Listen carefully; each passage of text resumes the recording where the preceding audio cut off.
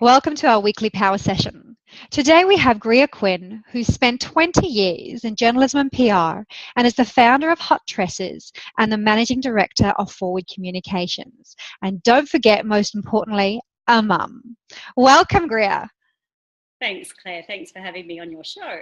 Oh, it's great to have you here, and I think for me, it's probably more so than anyone else because I've been following the Hot Tresses journey, and I've used all the products, and my daughter loves them because it doesn't burn her eyes, and and obviously it's just so organic and amazing. And I really wanted to share your story today and your journey because we have so many mums in our community starting their journey, or they have already started and they're growing, and to see someone on their journey that is kicking goals. I think it's great to obviously give our mums a little bit of motivation and know that they can get there too. So welcome, and if you'd love to start off with a little bit about Hot Tresses and how you came up with this amazing idea. So I think I've got that philosophy that if you don't act on your idea, there's that whole concept of the Jungian unconscious and someone else is going to steal your idea. So I had this feeling for quite some time that I wanted to develop my own product. So I was already in professional services, but I wanted to develop my own product. And I thought, what is this product? What is this product? And so for many years I was searching for what it was that was going to be my big idea. And there are a culmination of events that led to me deciding on hair care. To cut a very long story a little bit shorter, I was going to yoga, and I'd switched to hot yoga. So hot yoga is highly addictive. And if you've ever done it, you know that you sweat a lot. So I was washing my hair more frequently than previously. I was exposing myself to extreme humidity. My hair was getting really frizzy. And I had this whole thing like, people go to hot yoga, you kind of want to get a hot body, but you don't have the hot hair to go with it. Yeah. And so there's that sense too that there's, as much as yoga is spiritual, we also do it because we like that sense of wellness. And if you're looking healthy, you're feeling healthy, and we're all complaining about this frizz because we're all doing the same thing, washing our hair and everything like that. And so I started experimenting, making a few masks and just ad hoc. And some of the other girls, they were doing it as well. And then I actually ended up, I was looking at developing another range of products. And so I'd organised this meeting with these female chemists. And it was actually during the meeting that I said, I know what it is. It's hair care, and it's a mask, and you wear it in yoga, and this is what you do. And I was like, I was so clear that's what it was. And as most ideas, you have a spark. And that to me at that moment felt very solid, and that was the foundation from which I then worked on Hot Tresses. And as it turns out, if I was only developing a product that was suited to yogis, I probably wouldn't have a broad reach. And so as my product development continued, I realised that there was this whole generation from basically 1999, 2000, where the straightening irons had come into popularity. And so the biggest threat to hair health wasn't so much hot yoga, it was actually these straightening irons.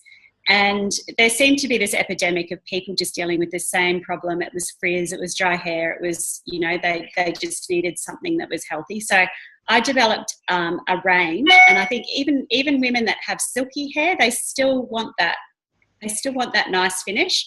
So I developed a range that was basically restoring the health of hair.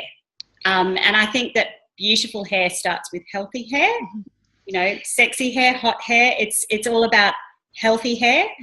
And so, yeah, it was just basically from there I worked out what is it that I wanted to achieve, what did it need to contain, and I had some criteria as well. So I wanted it to be as organic as possible. I wanted it to be as natural as possible. I wanted it to be vegan. And I was working with the vegan inclusion. It was about, I guess, inclusivity. My kids go to a Steiner influence school, and we have mums. We're hilarious when we go out to lunch. We've got paleos, we've got vegetarians, we've got vegans, we've got like all these different people, and it was sort of, if I can get a hair care that like meets all my friends' expectations and requirements, it's kind of like finding that magical restaurant when we can all go and eat together. That's what I wanted to do, and so that's why I did that. But I'm so cross with myself because I've got this one friend who's allergic to quinoa. I said to her, I'm going to have to do something without quinoa in it, just included as well. Like, oh, it's just when I eat it, maybe it's okay. I don't want to take the risk. Oh. So funny. Who would have thought? I know. Well, yeah, I've never heard of anyone who's been allergic to quinoa. Well, that sounds like an amazing story, and it's amazing that you followed through, because there are so many people that come up with amazing ideas, and and now your product's here and it's selling and it's amazing, and it's in Australia and the US now. So yeah, we had our first shipment that was dropped in the US. It touched down 2 weeks ago. So we've got a broker in the US who has been doing some preliminary work to launch us into retail. So can't talk too much about that, but it's currently being warehoused. In Canada, it touched down probably 2 months ago, and it's currently at a department store called Hudson's Bay. Okay. Fantastic. Which is Canada's oldest and most established department store, their equivalent of David Jones, basically. Oh, that's awesome. Congratulations. Everybody knows it in Canada. Yeah. So tell me, I mean, we all experience a rocky journey. I don't know anyone in my whole 16 years in business that has ever just had smooth sailing, unless you've been given a heap of cash. But what would you say have been, the biggest challenges, or, one of the biggest challenges you've had to overcome to keep moving forward? I think all mums probably experience this to some extent, but it's that whole life-work balance. And I think when you're in that startup situation, there really is no end. There's no boundary. So you could continuously, or I could continuously work and work and work and work and not be finished, ever. And so also in the very beginning, I felt this incredible high. I felt these incredible emotions. I would wake up in the night because I just wanted to, look at our Facebook page or something like that, or I'd be really excited because we just made a new video and I wanted to see how many views it had, or just things like that where I should have just been able to sleep. So it wasn't necessarily negative stress, it's just the excitement that still takes its toll on, your adrenals, I guess. Yeah. So no one else is going to put those boundaries in place. I'm responsible for putting those boundaries in place myself. There are still weeks where I push myself beyond my limits and I give myself a talking to and I say, you've got to just pull back. But it doesn't mean that I listen to myself. Is that when husband steps in? Yeah, the husband is good sometimes. He insisted that I have a break. So I actually did have a break because I hadn't had a holiday. I hadn't even really had a weekend. Wow. So it was because we had 6 months in the lead up. Obviously 5 years in the product development stage, 6 years in the lead up, where we gained intensity with work that we were doing on our range in terms of website copy, other email communications, just who we were, all the soul searching stuff that's really important to do as a brand. Yeah. No matter what stage you are, because it's constant work. Even with where we're at now, I feel like I'm still asking questions. And I think in the beginning, Hot Tresses obviously, because I was a product developer and it was very personal, Hot Tresses was a reflection of me. Mm-hmm. But Hot Tresses isn't me. And Hot Tresses has now, through our community and the people who we've connected with, she's actually got her own identity. Yep. And so it's about keeping up with that identity and also maintaining that solid form. Yeah. But the work is never done. And there's certain things I would say I've always been really like vigilant about looking after my health and certain routines. And and obviously Hot Tresses is very much about health and lifestyle and yoga. Mm-hmm. And for me to actually go, I haven't been getting to yoga and I haven't been doing my juicing and I haven't been doing, because I'm like just straight away. And you hear these stories with social media, it's 24/7. So, you've got Instagram, you've got Facebook, you've got the private messages, you've got the public messages, you've got the private emails, you've got the, the phone number that's diverted to my phone, all those sorts of things, which are so empowering for startups in this era. And I think about it too, how much more agile we are as a society to support startups. I mean, back in the day when my parents were setting up businesses, you would require a premise, you would require staff, you would require several landlines, you would require, and these days you really can work from anywhere. You can do all sorts of things that in the past you would have actually had you would have had to have that startup capital to get going, whereas now you can piggyback on other things. You can store some stock at your house.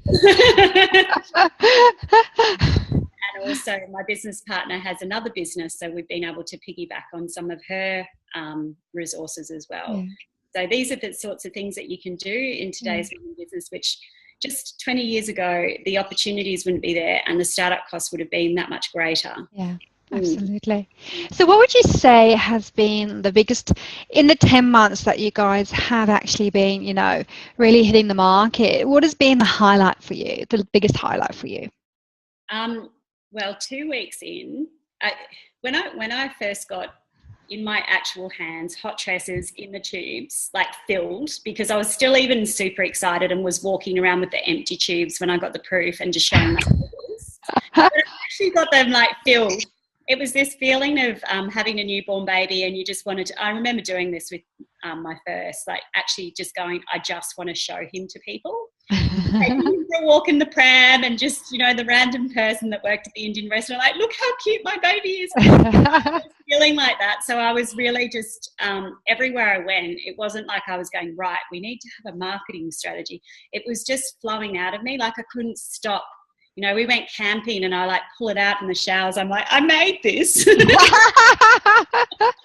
It's amazing. A random girl, and she's like, that's really good. That's lovely. But, we actually ended up connecting and she ended up buying stuff from us on Facebook. And wonderful. So all these things happen. 2 weeks in, I got a little bit of inside knowledge that there was a space in the Oscars gift bags. And because I was in that phase where I just felt like anything was achievable, I thought, well, I'll just put in an application. Yeah. So, and because we'd done the 6 months prior work and we'd done all the soul searching, we had really quite beautiful material and we were already well presented with Tamara being a graphic artist as well. So I was able to put in a really, lovely looking presentation, and then I followed it up with sending samples, and they came back and said, you're in. Wow.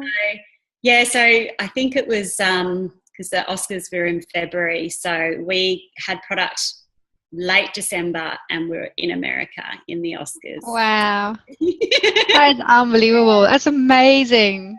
And because we hadn't, at that point, we had no freight systems in place, particularly for international, and we were just nervous that it would get lost in transit or we'd make the wrong, decision with who we went with. So my business partner's husband actually physically flew it over and delivered it. Oh, wow. They were like, they thought that we had someone on the ground and we were already in the and he's like, no, because he, stepped out of his Uber and he's like, no, I've come from Australia. So the good thing about that is we had a story to tell that people were interested in. Yeah. And it made us a little bit different up front. It opened some doors. Other things that I'm particularly proud of is our accreditation for being cruelty-free and vegan. So we've got accreditation with 3 different organisations. So that includes PETA, which is the world's largest animal activist group. So I think they've got 5 million members. So we're now listed on their website. Yep. And Logical Harmony, which is headed up by a really lovely woman, Tashina, and also Truly Cruelty Free. So Truly Cruelty Free, they were the first ones to grant us accreditation. And the wonderful thing with Truly Cruelty Free is they were actually starting out at the same time we were starting out. So she's now grown, she's now got a big profile, but because we supported each other at the beginning when we weren't big players, it's like we're sort of bonded for life. And the founder of Truly Cruelty Free is also a vegan makeup artist. So she's ended up doing all the beautiful makeup that you might have seen on our photo shoots. Yeah. We've now made that commitment that any of our photo shoots, all the makeup also is vegan and cruelty free. That's wonderful. Just continues with your messaging, it's amazing. Absolutely, because that's very much what who Hot Tresses is. Yeah. Hot Tresses speaks with, and even if people who use Hot Tresses also eat meat, it's aspirational for them. Like they want to live a better life. Yeah. So and that photo shoot in itself actually attracted media attention, because I don't think I haven't researched to say we're the first ones to do it, but I don't recall seeing another brand, do a photo shoot in that way. And we made sure that on the day no one was wearing any animal byproducts as well, out of respect to Truly Cruelty Free and her message. Oh, wonderful. That's amazing. That is amazing.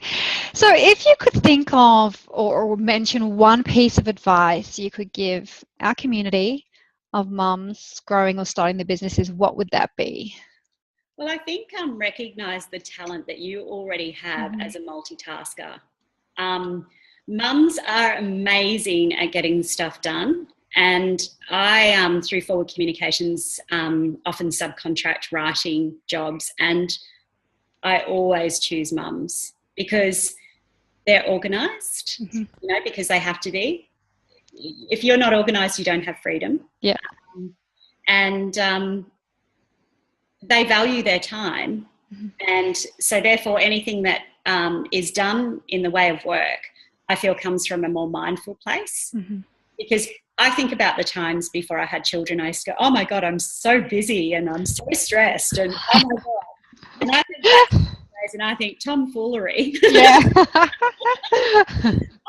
Life was so easy. Whereas, when you have children, you become quite decisive. And I actually think it's a really, really great way for women to actually find that sense of self-value, because there's that whole concept of self-care.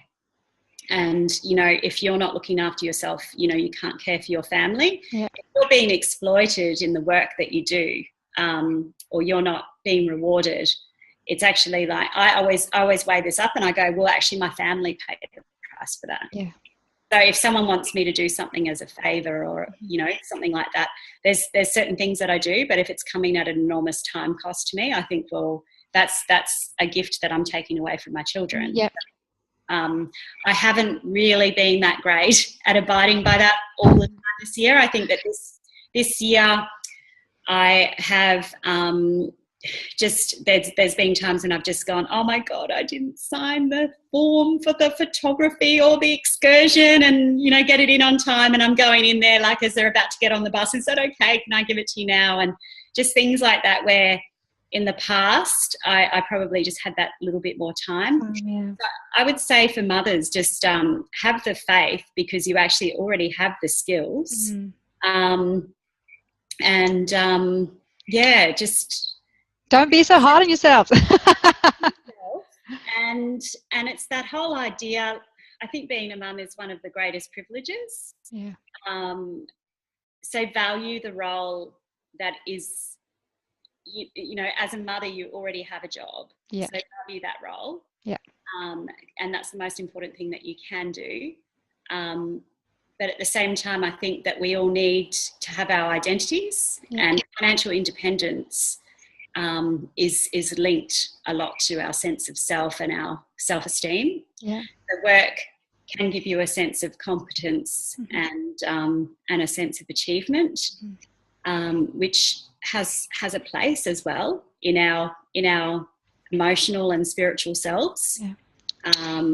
So I don't know. In terms of specifics, I would probably be.